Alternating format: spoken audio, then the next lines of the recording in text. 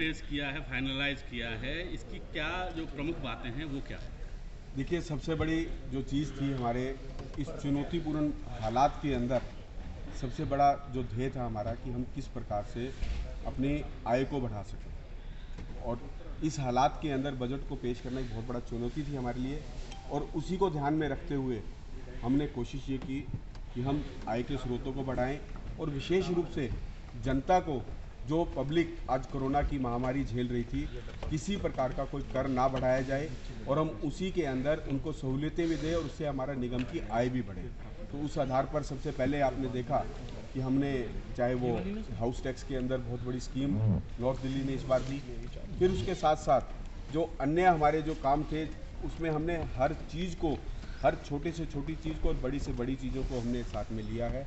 और इसमें जो नई नई चीज़ें हम लेकर आए हैं उसमें आपने देखा, क्योंकि आज विपक्ष ने जो माहौल रखा, मैं मानता नहीं था, समझता नहीं था कि शायद विपक्ष आज कुछ जिम्मेवारी निभाएगा, क्योंकि हमने उनकी जितनी भी बातें, चाहे वो नेता विपक्ष थे, नेता कांग्रेस दल थे, उन्होंने जब अपनी बात को रखा, हमने बड़े ध्यानपूर्वक सुना, और कुछ चीज़ें चाहे मुकेश जी ने हमें बताई, मैंने उन सबको भी ध्यान में रखा और उनको सबको समाहित किया। और विशेष रूप से जो हमारे स्थायी समिति के अध्यक्ष छैल बिहारी गोस्वामी जी ने अपने बजट के अंदर वास्तविकता के आधार पर हमने वो बजट निकाला।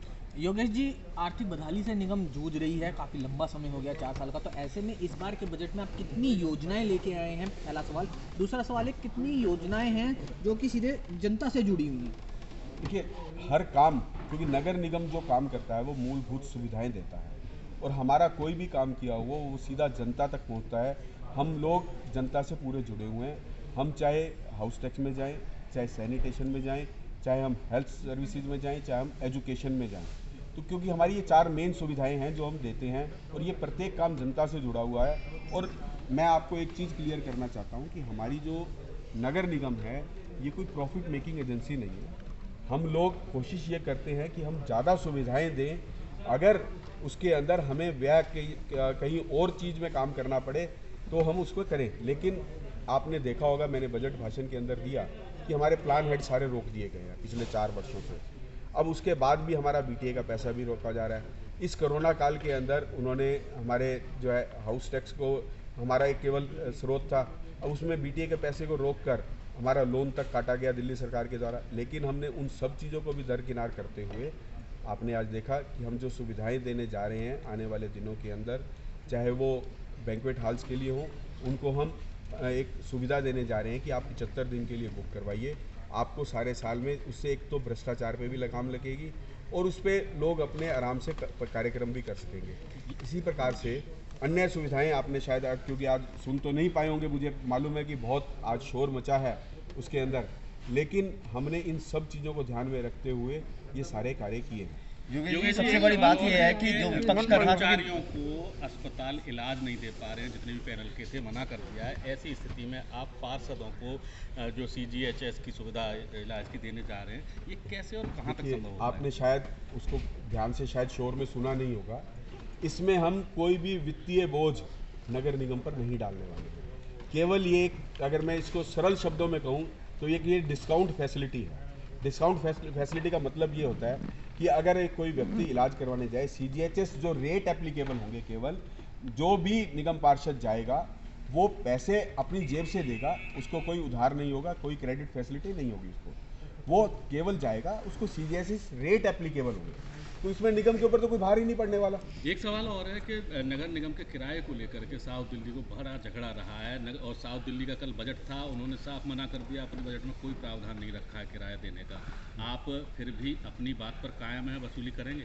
देखिए, हमने पहले भी प्रयास किया है, आज भी पूरा प्रयास कर रहे हैं, और इसमें मैंने एक बात और दिल्ली सरकार से कही है कि दिल्ली सरकार चाहती है साउथ दिल्ली से हम पैसे लें, हम भी चाहते हैं साउथ दिल्ली नगर निगम से पैसे लें, लेकिन जो कैबिनेट नोट हमें आड़े आता है, मैं दिल्ली सरकार से आपके माध्यम से आह्वान करना चाहता हूं कि अगर आप भी सच में चाहते हो कि हम साउथ दिल्ली से पैसे लेंगे तो कैबिनेट नोट आज आप दोबारा भी पास कर दें। कैबिनेट नोट जब पास हो जाएगा और तो हम पैसा लेने के इमीडिएटली हकदार बन जाएंगे। तो उसके लिए सरकार ने नहीं कहा अब आप नहीं, देखिए, हमारा क्लेम आज भी बना हुआ है, हमारा क्लेम आज भी बना हुआ है। हाँ, वो जो कैबिनेट नोट पास हुआ था, आप लोगों ने पेपर्स भी देखे होंगे, लेकिन उन्होंने मुद्दा बनाया। वो मुद्दा हमारा आज भी स्टैंड करता है, लेकिन उसके साथ साथ आप कभी भी कहीं जाएंगे वो हमारी बिल्डिंग को यूज़ कर रहे हैं। अब वो जो एक्सपेंडिचर है ठीक है, वो देते हैं, उसको मना नहीं करते हैं, लेकिन हम आज भी चाहते हैं कि या तो वो जल्दी खाली कर दें। अगर वो जल्दी खाली कर देंगे तो हम इसको किराए पर आगे चढ़ाकर आगे अपनी इनकम का सोर्स बना लेंगे। तो इसीलिए हम लोग प्रयास करते हैं कि या तो हमें किराया दीजिए जल्दी से, नहीं तो इस बिल्डिंग को खाली करके अपनी नई बिल्डिंग में जाइए। कॉन्ट्रैक्ट कर्मियों और जो सैलरी का मैटर है वो उसके बारे में आपने क्या कुछ नया करने की कोशिश की या नहीं की? देखिए, जितने भी कॉन्ट्रैक्ट के हमारे कर्मचारी हैं, चाहे वो डीबीसी कर्मचारी हैं, हमने उनका प्रियम्बल लेकर आ गए हैं। 1533 पोस्ट हम डीबीसी कर्मचारियों की कंफर्म करने जा रहे हैं। उन 1533 पोस्ट के लिए केवल एक दिक्कत आएगी। आज आम आदमी पार्टी ने पिछले अपने बजट भाषण में बहुत मुद्दा उठाया था, तो हमने प्रियम्बल पास कर दिया है। अगर वो सच में डीबीसी कर्मचारियों के हक में बात करना चाहते हैं तो मैं उनको कहना चाहता हूं कि हम पास करके भेज रहे हैं। आप अपने मुख्यमंत्री जी से उसकी पोस्ट क्रिएट करवाइए और उसके बजट का प्रावधान करके हमें जल्दी से भेजिए। जिस दिन आ जाएगा उसके एक महीने के अंदर अंदर हम उन पोस्ट को क्रिएट करके। योगेश जी, पोस्ट क्रिएशन की आपने बात करी है, दिल्ली सरकार के ऊपर आप फिर से ठीकरा फोड़ रहे हैं। ये काम तो निगम अपने हाथ में भी सेक्शन डीएमसी एक्ट सेक्शन 90 तो कहता है कि कमिश्नर चाहे तो अपने बल पे पोस्ट क्रिएट कर सकते हैं। नहीं, मैं थोड़ा सा इसमें क्लैरिफाई कर दूं।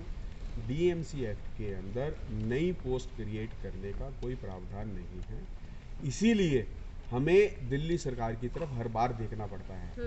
अगर आज भी अगर दिल्ली सरकार कहती है कि हमें कोई ऑब्जेक्शन नहीं है और ये प्रावधान हम इसमें अमेंडमेंट करके डीएमसी एक्ट में दे रहे हैं। इसका जवाब तो दिया था ना, दिल्ली उनकी तरफ से आया था कि केंद्र सरकार ने पोस्ट क्रिएशन पे बैन कर रखा है, तो कैसे पॉसिबल है? तो संभव ही नहीं है। फिर वो उनको ये नहीं बोलना चाहिए ना कि आप डीबीसी कर्मचारियों को कंफर्म कीजिए, उन्हें पोस्ट दीजिए। एक तरफ देखिए एक तरफ तो वही लोग कह रहे हैं कि केंद्र सरकार ने रोका हुआ है, तो फिर उनकी दूसरी बात बेमानी हो जाती है कि वो फिर किस प्रकार की डिमांड कर रहे हैं। लेकिन आज भी हमने जो वादा किया है, देखिए अभी मैं आपको बता रहा हूँ, ये कोई प्रोसेस आज का नहीं है। इसमें हो सकता है 2 महीने लगे, 4 महीने लगे। कोई ये हालात कोई ऐसा नहीं है कि आज ही ठीक होने वाले हैं। हालात 1 महीने बाद 2 महीने बाद ठीक हो जाएंगे, तो वो पोस्ट क्रिएशन का खत्म हो जाएगा। लेकिन तब तक आप अपना काम तो कीजिए। अगर आज के दिन बैन है वो, तो आप उसको 2 महीने 3 महीने प्रोसेस करने में लगाएंगे ना। हम अपना काम करके भेज रहे हैं। अगर वो जिस दिन तक बैन रहेगा, जिस दिन बैन खुलेगा, उस दिन आप पोस्ट क्रिएट कर दीजिएगा। जी, बजट में इस बार दिल्ली वासियों के लिए क्या कुछ लेके आए हैं? काफी सारी योजनाएं थी, कितनी कुल योजनाएं हैं और दिल्ली वासियों को क्या मिला?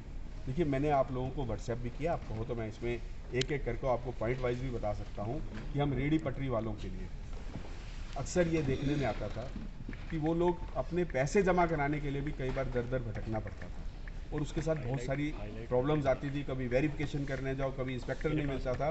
तो सबसे बड़ी सुविधा रेहड़ी पटरी वालों को हम देने वाले हैं कि आप लोग ऑनलाइन जिस प्रकार से आप हाउस टैक्स जमा करते हैं, अपनी फैक्ट्री लाइसेंस, जनरल लाइसेंस के पैसे जमा कराते हैं, आप अपने डॉक्यूमेंट की कॉपी को अपलोड करेंगे और आपका ऑनलाइन पैसा जमा हो जाएगा।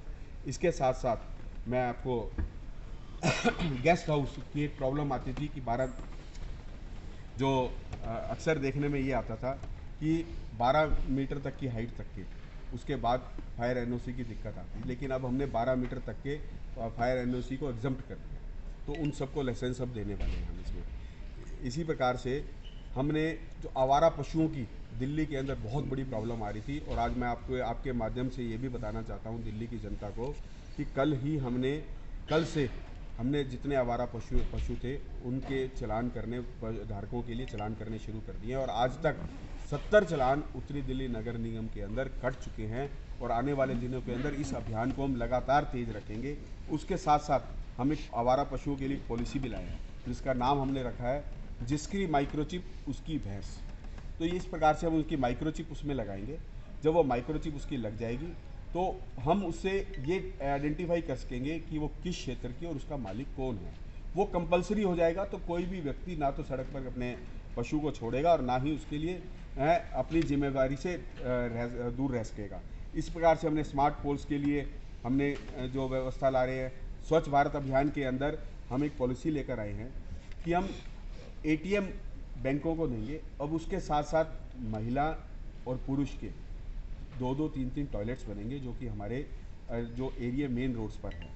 उस ATM मालिक की ये जिम्मेवारी होगी कि वो उन शौचालयों को मेंटेन भी करे, उनकी लाइट पानी रख रखाव का सारा ध्यान रखेगा। तो इस प्रकार हम जनता को ये देने वाले हैं। अब इसी प्रकार से अब मिल्क बूथ की हमारी पॉलिसी वो पास हो चुकी है। उस पार्कों में हम मिल्क बूथ लगाएंगे तो वो उसको पार्कों को मेंटेन भी करेंगे। निगम पार्कों के अंदर पार्कों की व्यवस्था के लिए हमने उसमें नर्सरी की व्यवस्था की है। उससे निगम को वो पौधे भी देंगे, जो नर्सरी चलाएगा उस पार्क को मेंटेन भी करेंगे, एक उसके लिए करेंगे। पर्यावरण को शुद्ध रखने के लिए, प्रदूषण को कम करने के लिए हमने एक नई पॉलिसी लेकर आए। शायद आपने देखा होगा नई दिल्ली के अंदर मेट्रो के साथ जो कनेक्टेड हैं, जो ई बाइक्स जो लेकर स्टूडेंट्स लेकर घूमते हैं, छोटी ई बाइक्स, वो हम पॉलिसी अपनी उत्तरी दिल्ली निगम के अंदर हमने पास कर दी है। और आने वाले 1 से 2 महीने के अंदर हम इसमें जो है वो पॉलिसी को लेकर आएंगे और उसको जल्दी लागू करेंगे। उससे हमें एक तो पैसा भी मिलेगा, एक पर्यावरण के अंदर भी उसका फ़ायदा होगा। पार्किंग जितनी हमारी बनी हुई है, अब धीरे धीरे दिल्ली के अंदर ई व्हीकल्स आ रहे हैं। अब उन ई व्हीकल्स के लिए हम लोग हर पार्किंग के अंदर 15 से 20 जो है चार्जिंग स्टेशन बनाएंगे। वो चार्जिंग स्टेशन जो है उसमें आप कोई भी व्यक्ति जाकर एक जो अमाउंट जो है फिक्स होगा, उसमें किसी प्रकार का कोई ऐसी हेरा फेरी नहीं कर सकता। वो पार्किंग वाला उसको व्यवस्था देगा, उसकी जगह भी देगा ताकि वो पार्किंग कर सके। अब मोबाइल टावर की आप लोगों को भी प्रॉब्लम आती थी, अब हमने काऊ पॉलिसी को इम्प्लीमेंट हमने कर दिया है। गो पराली के लिए अब देखिए, हर बार दिल्ली सरकार का एक बहाना होता है कि पराली जल रही है। जब पराली जल रही है, अब उसके लिए व्यवस्था तो उन्होंने कोई की नहीं, बहाना होता है क्योंकि प्रदूषण के लिए उन्होंने कोई काम नहीं किया, ना कोई स्मोक टावर लगाए, ना स्मोक गन्स लगाई। लेकिन हमने वहाँ पर भी स्मोक टावर गन लगा दी अपने पलसवा वाले लैंडफिल साइट पर। उसके साथ में हमने जो पराली है उसके साथ उपले बनाए जाएंगे, जिससे संस्कार के वक्त वो हमारी हिंदू संस्कृति के अंदर जो गो उपले होते हैं उनकी मान्यता भी है, उसको शुद्धि भी माना जाता है। तो उसमें हम पराली को साथ मिलाकर उनको जो है उसके संस्कार होगा। इसी प्रकार से हमने कंपलसरी कर दिया है प्रत्येक स्कूल के अंदर योग की शिक्षाएं, क्योंकि योगा की जो कीमत आज हमें कोरोना काल के अंदर पता चली है। जिन जिन लोगों ने अपने आप को योगा किया वो फिट रहे, हमारी इम्यूनिटी बढ़ी है। तो हम चाहते हैं कि हमारे बच्चे आगे चुस्त दुरुस्त रहें। तो हमने प्रत्येक स्कूल के अंदर कंपलसरी कर दिया कि 1 वीक के अंदर 3 दिन मिनिमम आप सुबह आधे घंटे की कोरोना जो है योगा की क्लासेस होंगी। और उसके साथ साथ हमने NGOs को आह्वान किया है कि जो आप लोग चाहते हैं कि जो योगा इंस्ट्रक्टर हैं वो हमारे टीचर्स को आके प्रशिक्षित करें, ताकि वो आगे बच्चों को पढ़ाया जा सके, उनको सिखाया जा सके। स्पोर्ट्स एकेडमी की हम लोग स्थापना करने जा रहे हैं। स्पोर्ट्स एकेडमी के अंदर हम लोग 50-50 पब्लिक पार्टनरशिप में वो स्कीम लेकर आ रहे हैं, जिसमें बच्चों को हमारे 50% बच्चे होंगे हमारे MCD के स्कूलों के, और 50% वो बाहर से चार्जेस बेसिस के ऊपर वो उसको ले सकता है। उसके लिए हम उसके एक रूम की व्यवस्था कराएंगे। उस लाइट और अन्य खर्चे जो है वो उसके जो योगा जो स्पोर्ट्स एकेडमी चलाएगा उसके होंगे। तो ये व्यवस्था हम लेकर आए हैं। अब जनरली दिल्ली के अंदर देखने में आया है पुरानी और डंप गाड़ियाँ जो हमारी, अब जगह जगह गलियों में भी डंप गाड़ियाँ खड़ी हैं और इसके ऊपर कोई हमारी पॉलिसी नहीं बनी है। तो हम एक पॉलिसी बनाई है कि इसमें एक समय सीमा और टाइम निर्धारित किया जाएगा। जितनी डंप गाड़ियाँ जो हमारे स्टोर्स में पड़ी हैं, इसके साथ साथ जो सामान जब्त किया हुआ है लेकिन आज तक उसके पिछले 6 महीने या 8 महीने से कोई लेने के लिए नहीं आया है, तो हम उसकी ओपन नीलामी करेंगे, ऑप्शन करेंगे। और गाड़ी के मालिक को अगर परिवहन डिपार्टमेंट से उससे बात करके अगर कोई 6 महीने तक नहीं लेने आता तो उसकी पुलिस के अंदर रिपोर्ट लिखवा कर हम उसकी पॉलिसी बना रहे हैं, जिससे हम जो है इन डंप गाड़ियों को सेल करेंगे, जिससे हमें रेवेन्यू मिलेगा और हमारा स्थान भी खाली होगा। अक्सर आपने देखा होगा कि हमारे एजेंडाज जो बनते हैं इसके बहुत सारे डॉक्यूमेंट्स प्रत्येक डिपार्टमेंट के अंदर पड़े हैं। तो हम एक क्रशर मशीन यहाँ पर लगाने वाले हैं हर जोन के अंदर। उससे हम लोग क्रश करेंगे डॉक्यूमेंट को, फिर उसकी ऑक्शन करेंगे, क्योंकि वो कागज़ जो है आगे बिकता है। इसमें पर्यावरण में भी हमें बेनिफिट होगा और साथ में हमारा स्थान भी खाली होंगे और पैसा भी हमें आएगा। एक जो विशेष रूप से इस बार जो हम लेकर आए हैं, अक्सर ये कंप्लेंट आती थी कि हम लोगों ने लाइसेंस अप्लाई किया, हम लोगों ने बर्थ सर्टिफिकेट अप्लाई किया, डेथ सर्टिफिकेट अप्लाई किया, लेकिन उसमें जो है हमारे आज तक उसने क्लियर नहीं हुआ है, ना हमारा जनरेट नहीं हुआ है। तो एक स्पेशल डेस्क हम लोगों ने मेयर ऑफिस के अंदर बनाया है। उस स्पेशल डेस्क के द्वारा हम इसको मॉनिटर करेंगे, हमारा एक अधिकारी होगा और साथ में एक उच्च अधिकारी होगा और एक साथ में आईटी का व्यक्ति होगा। वो डेली की कितनी एप्लीकेशन अप्लाई हुई, कितनी क्लियर हुई, कितनी रिजेक्ट हुई, वो नेता सदन ऑफिस में, मेयर ऑफिस में, स्टैंडिंग कमेटी ऑफिस में, इवन हम चाहते हैं कि वो प्रावधान हम एक कॉपी नेता विपक्ष को भी दें, एक कॉपी लीडर ऑफ जो कांग्रेस को भी दें, ताकि हमें सबको मालूम हो कि आज लाइसेंस जो है क्लियर क्यों नहीं हो रहे हैं। अगर नहीं होंगे, कोई कोताही बरतता, तो उसके खिलाफ इमीडिएट एक्शन भी होगा। ये हम करने जा रहे हैं। इसी प्रकार से प्रत्येक जोन के अंदर हम जोनल सिटीजन चार्टर लेकर आए हैं। उस जोनल सिटीजन चार्टर के अंदर प्रत्येक कार्य की करने का एक टाइम फिक्स होगा। और उसके साथ साथ अक्सर होता क्या है कि हमारे डीसीज को कई काम अटैच किए जाते हैं, या कई बार क्या होता है कि उसको अन्य विभाग भी दिए गए हैं। तो हम एक व्यवस्था कर रहे हैं कि अगर कोई जनप्रतिनिधि एक या कोई भी जनता का कोई व्यक्ति उधर आता है उनसे मिलने, अगर डीसी अवेलेबल नहीं है तो उसके स्थान पर असिस्टेंट कमिश्नर होगा या हमारे सुपरिटेंडिंग इंजीनियर होंगे। वो जन सुनवाई भी करेंगे प्रतिदिन, एक समय फिक्स किया जाएगा। अगर वो अधिकारी उपलब्ध नहीं है तो उनके स्थान पर दूसरा अधिकारी होगा, जिससे हम लोग पब्लिक के जो दिखते हैं उसको जल्दी से हम ठीक करवा सकें। इसी प्रकार से हमारे जो पीछे काम थे, मैं आपको बताना चाहता हूं, हमारा सुल्तानपुरी के अंदर जो है एक पुल का निर्माण हो रहा है। उसमें पीछे कुछ टाइम से काम रुका हुआ था, लेकिन अब उसमें तेजी लेकर आए हैं और 31 मार्च तक सुल्तानपुरी का अंडरपास सिंगल साइड हम खोलने जा रहे हैं। ये मैं आपके माध्यम से बताना चाहता हूँ। प्रोजेक्ट को भी आप लोगों ने दोबारा शुरू करें? हाँ, उसके लिए भी हमने तैयारी कर ली है और जल्दी इसको, अब जितने भी हम लोग प्रोजेक्ट जितने भी हैं हमारे, उसके लिए एक ऐसे अधिकारी की नियुक्ति की जाएगी जिसका जो कार्यकाल हो कम से कम मिनिमम 2 साल हो, ताकि कोई भी प्रोजेक्ट जो है काम वो जल्दी ख़त्म नहीं होता है। तो उसको हम चाहते हैं कि एक अधिकारी ऐसा नियुक्त किया जाए जो कि उसको अच्छे तरीके से देख पाए, उसके साथ उसकी हम रेगुलर रिव्यू भी करेंगे। योगेश जी, इसमें एक ज़रूरी सवाल ये है कि दर्जन भर से ज़्यादा योजनाओं की आपने घोषणा तो कर दी है, क्या ये योजनाएं ज़मीनी स्तर पर उतार पाने में आप लोग सक्षम हैं? क्योंकि आर्थिक बदहाली का दौर है और निगम की वेबसाइट के क्या हालात है सब लोग जानते हैं। आज दिल्ली की 50% जनता इससे आपको बता जूझ एक रही और है। सवाल है, आपने जितनी मैं योजनाएं पढ़ पा रही हूँ, ये ज़्यादातर है जिससे रेवेन्यू जनरेट हो सके। तो आप लोगों ने कुछ कैलकुलेट किया है कि कितनी आमदनी हो पाएगी और जितनी देखिए, कम